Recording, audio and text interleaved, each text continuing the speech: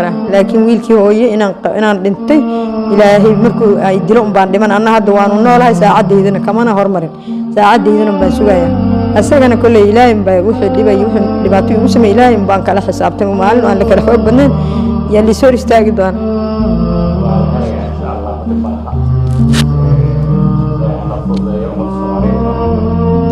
السلام عليكم ورحمة الله وبركاته daawadayaal idilhaantiinaba kusoo dhawaada meel walbo aad joogtaan si kastoo aad noo dhegaysanaysaan waxaa kusoo dhawaataan barnaamijkeenii baadigoobka oo aad nooga barateen in aan ku baadigoobno dadka kala maqan ee muddada dheer kala maqan maanta waxaan halkan kusoo tabinaynaa si toosna aad u daawanaysaan maamo wiilkeeda in muddo ah uu ka maqnaa waxaad dhegaysan doontaan qaabkii wiilkooda looga qaatay iyo siyaabihii kala duwanaa ee ay ku weysay wiilkeeda iyo sheeko xanuun badan oo ay ka sheekeyn doonto walaalayaal waxaan dhammaantiina bayn ka codsanaynaa in ummadda Soomaaliyeed meel kastoo ay joogto aad gaarsiisaan fiidiyowgan oo aad u sheer garaysaan maamadan waxaan ahay magacayga Muumina Salaad Khalid waxaan ku noolahay hadda Itoobiya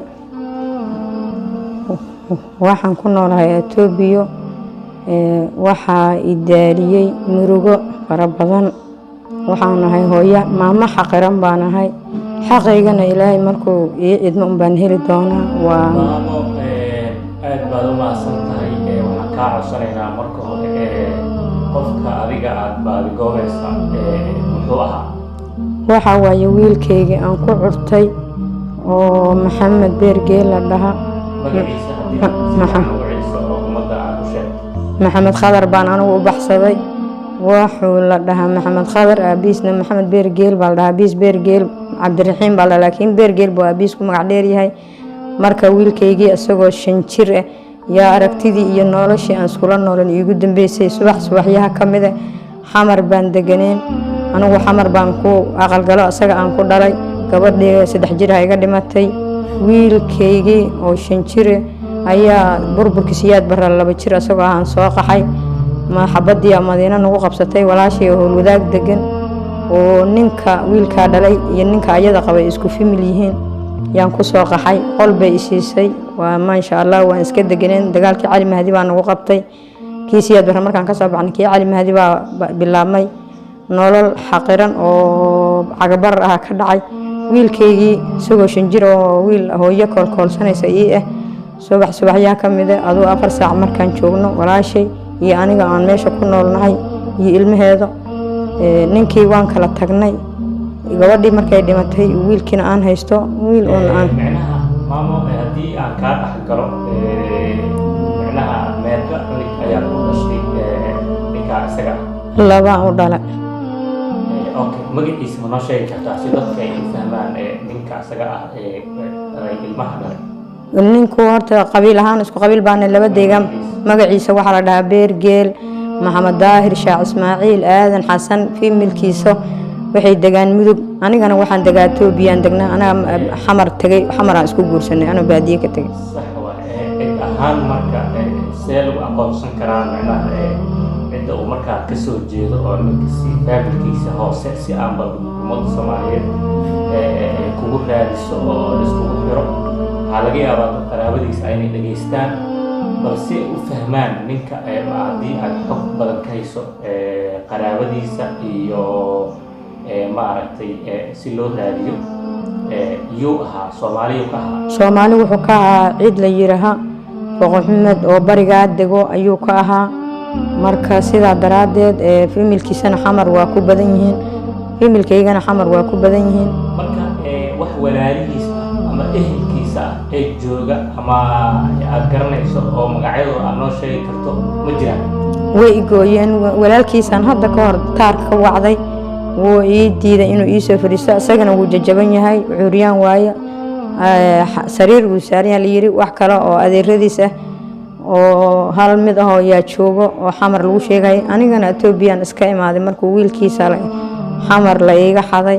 oo amin bariise markay ii imaadeen wiilkii niman 4 nin midna qori wato ayaa iridka istaagay waa badnaayeen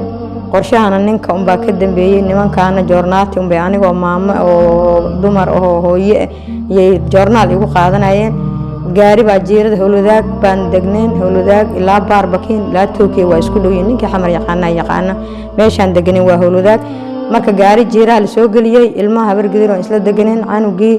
niman baa noo soo xarooday 3 nin ninka qori watana nin dhalinyaro dhuwan baa fiimilkiisa in ahaayeen walaashay baa la yiri assalaamu calaykum hebla balwaran walaale bay isdaheen anigu marka biyo qasbay tiri abaayo biyo noo qas qol baan deganaa wiilkayga aniga dharka wiilkayga iyo sariirtiisa oo qol baan iska deganeen biyo markaan qasahay garaafooyinkii biyo aan xamarka biyo iyo la isku soo dhaweyn aan qasahay nin wiilkii waxa ma sha Allah ma wiilka mayna beer geel baabay dhaheen nin way is yaqaana isaga isku fimi lahayn qorshooyinka marka la filinayo qorshooyin anigu masaakiin baa aan ka warqaba meehen waa qorshooyin lagu talagalay oo joornaal maanta anigu masaakiin asagana kulli ilaahay baa ka jaayisiin doono markii dadka ay imaadeen qaab noocay ku wateen ma adigoo arkaayo wateen mise si kale farsamo kale ay adeegsadeen damacaan aniga ma ogeyn dhibaatadan lagu soo shiray oo laga soo fikiray maan ogeyn oo asaga iyo nimankan ay ku heshiyeen gaariga jeerada taagan kama warramo nimankan qorshahay wataan kama warramo ninkan qoriga wata qorshiisa kama warramo biyo qasun bay tiri biyo garaafooyin aan qasahayay adeer macaana kaali baa la yiri wiilkii oo hooyay barbaarsatay oo 5 jir oo ilmaha aad u ladan oo gabadhiyan 3 jir ay iga dhimatay wiilka baan korsanayay marka wiilkii wuxuu yiri lacag baa la siiyay yiri eed ord adeer soo gado ma adeer baan wiilka u nahay adeer ka canac soo gado marka dareenkaygu ma gelin wax kale haduu gali lahaa wiilkayga waan qabsan lahaa labada lugood baan gashan lahaa maanan dareensaneen waxaas iyo dhibaatooyinkaas liigu sameeynayo wiilkii xaafad dukaan ku yaalo islaan habargeeda xawaneeral dhaalaha naxariisada waa dhimatay meeshii wax laga soo gadi jiray ama aan ka soo gaday wiilkii u orday gaarigii baa soo orday waa la hor istaajiyay wiilkii gaarigii sida dadka dariska ii sheegayaan anigu gudaha ganjeelkan ku jira gudaha wiilkii waa la qabtay gaarigii baa lagu tuuray jayga laamiga baarbakiin bay ka saareen jidka madax meel ay ka baxeen ma aqaano sida marka hadda marta 7 sano markii sida ayaa ku wardambeysay Soomaaliya intaas ay ugu wardambeysay wiilkii laba habeen oo horugaa ku bariyaa la yiri oo bariyeen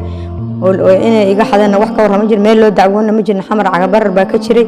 marka lambar konton bay diyaarad ka saareen baa la yiri saasa Nairobi lagu geeyay la yiri muddo kadib hal sano kadibna odayga leemakii uu naag baa u ruuxad baa la yiri sidaas uu ku dhaafsaday la yiri laakiin 7 sano kadib aan wararkan maqli doona anigu markii hore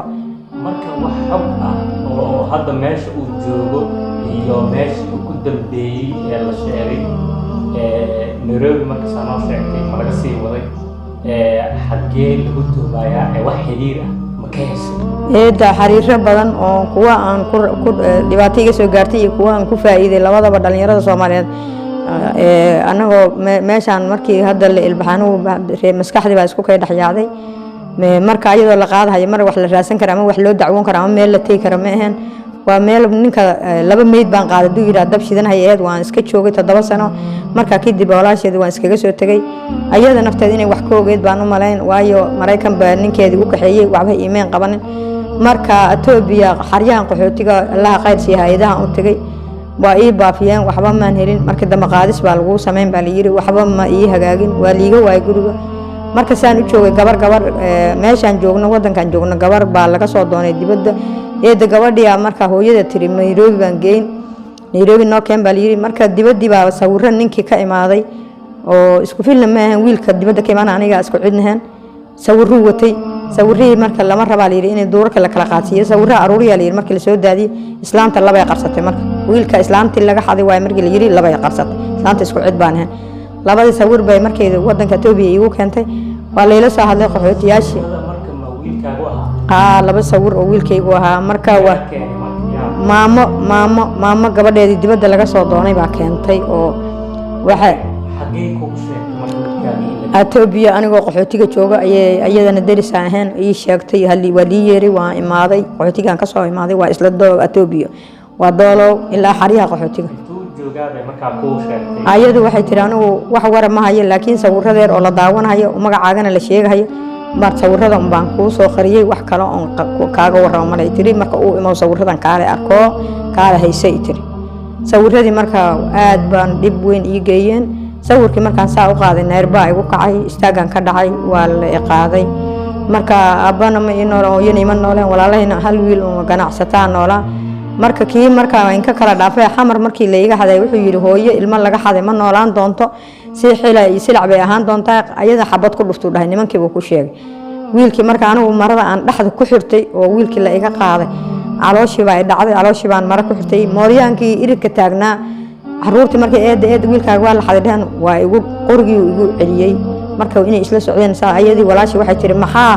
aad noogu imaateen oo dhibaatada noogu samayseen annagu in lamaana soconin dhibaatana annagu kama warrana wiilkiina waa wax kale inka xaday dheheen baryahaasna xamar wax kale ilma xadxaday qorshe kale noo saariyeen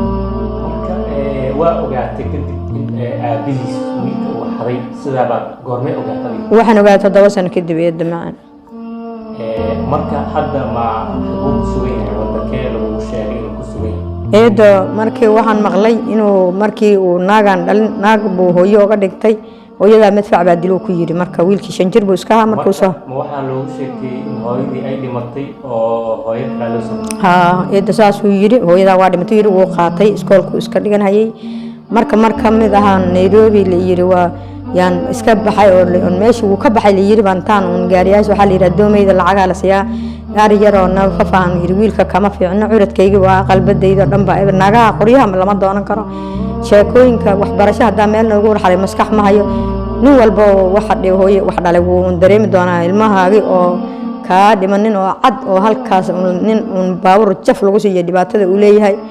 aad baan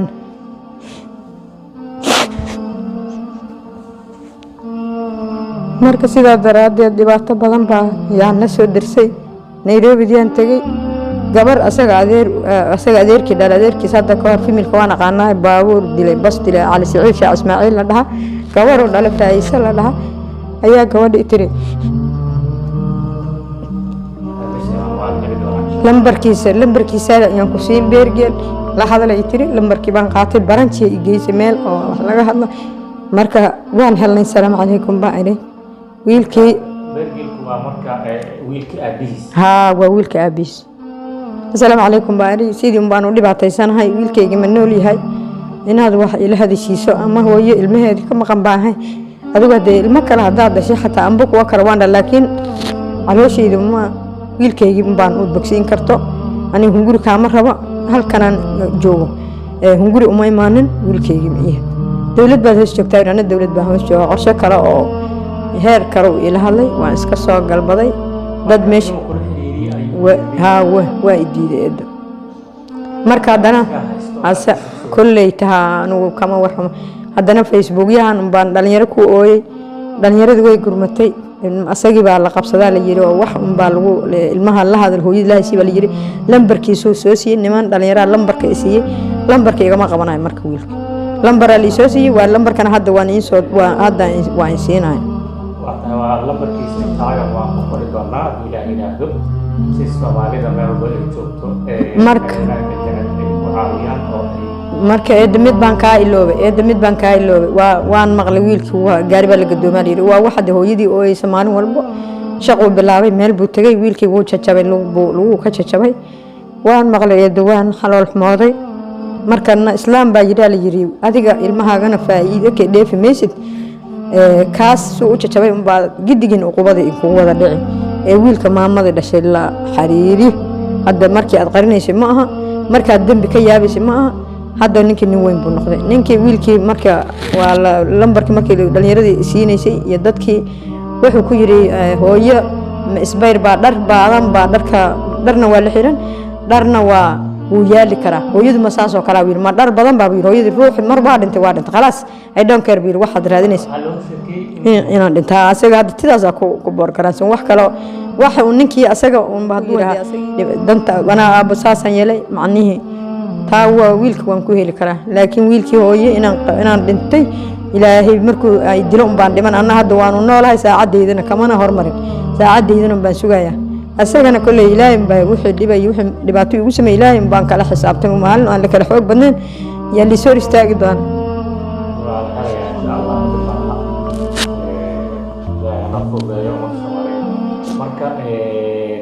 marka maxaa dadka Soomaaliyeed farxsan leh maartay muuqaalkan arkay aad ka dalban lahayd in ay ku sameeyaan ummadda Soomaaliyeed aad bay u wanaagsan tahay dhalinyarada Soomaaliyeedna aad bay sharaf leeyihiin kulley anaga markii aan meel naga taala ama aan dhibaataysanahay way noo qabtaan wax anigoo hadda arrintan ayaga waxay igu dhaamaan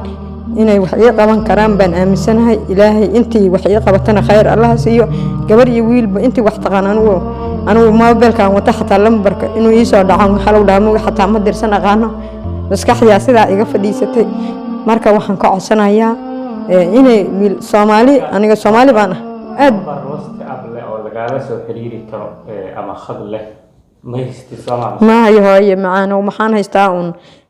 niclaha lambarkaygaas oo hormuudka ah baan haystaa. insha Allah waxay nala soo xiriiro oo ku soo hagaajin doonaa ilaahay yiraahdo in la helana waan filaynaa waan la heli doonaa insha Allah. marka xagee wadankii ugu dambeysay ama qashay inuu joogo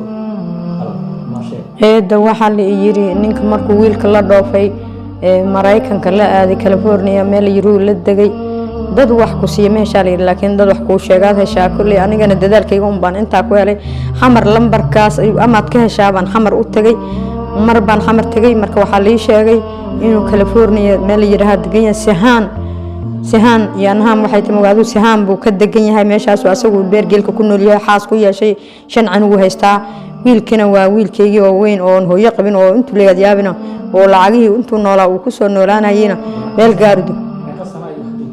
dashan ilaa sano iga maqan yahay asagoo 5 jir iga qaatay 5 jir baa la iga xaday 5 sanana saasaan calooshii igu xiran toon iska calool xumo iyo muruga iskaga jooga. insha Allah laba wiil oo kale Ilaahay siiyay laakiin fooshiisi iyo dhibaatadiisa iyo ilmaha dhashay 3 habeen amal aan foolanayay halkaas samiitadahan dhihi caloosha ka dilaacday intaas Ilaahay baa maaragtay siyaad barra yaa wiilkayga 2 jir ah haddana cali maadi baa la iga xaday 25 sano iga maqan yahay. hal mar marka xamar tagay oo baabuur iska raacay neerbaha li daawo liigu qaaday meelahan orday isgaarsiintan ma aqoonin meelahan ma wax igeeyay ma arkin laakiin eeda waxaan iri ninkii baa gabar baa raadisay nin dibad jiray la hashay ninkaas ama asagii lambar ma laga hayaa lambar ma eeda asaga lambar kama hayo laakiin markii ayadeed xamar aan tagay waxa la yiri gabadhaas aad saa u gashay oo reer Ethiopia oo familkaas Ethiopia dego oo reebayga ma jirtaa way jirtaa waa naagay badan oo kana oo anigu waan ka qaatay hadda saad inaad la hadasho diyaar mootay ma la hadlayo dheh marka lacag $100 aan kaaga qaadnay diibaa waa ogaantay loo asagii marka way diiday marka Nairobi way diiday markaan xamarna way diiday walaalkii baa dhintay oo wiilkaanay ganacsatada ahaa way diiday marka waxa sameeyay walaalkii baa dhintay walaalkii tacsiisan oo joogo walaalkii oo hantila oo Ilaahay qaatay marka uu dhintay ilmihii xaasaskii deymihiisii baan hadda ayaan raadinaynaa gudayna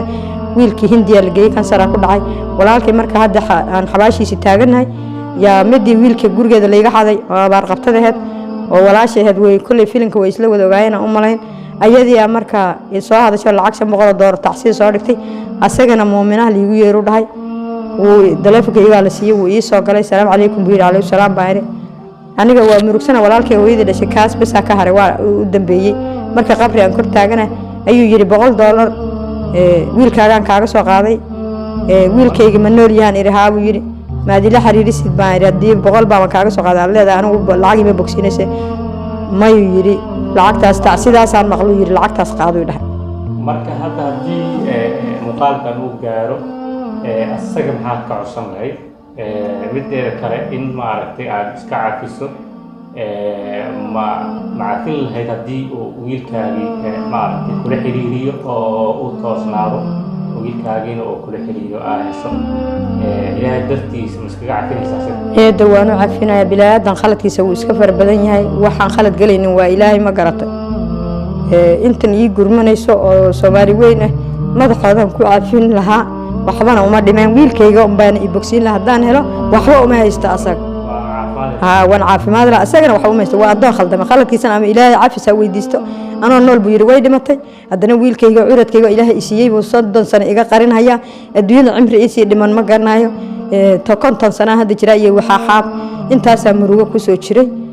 aniga wiilkayga asagoo 5 jir iga xaday hadda waan cafin lahaa aniga ummadda Soomaaliyeed waxaan ka codsanahay waxaanu haysto saacadaas ma laakiin waa bilaadan khaldamay asagana kulay taa meel bay ku sugaysaa mar baa la soo wada xisaabi doonaa insha Allah Soomaali weyn waan salaamayaa hadday gabar tahay intii wax taqaana hadduu nin weyn yahay hadduu wiil yar yahay kulli dhammaantood hooyo murugaysan baa murugta inay wax igala qaataan insha allah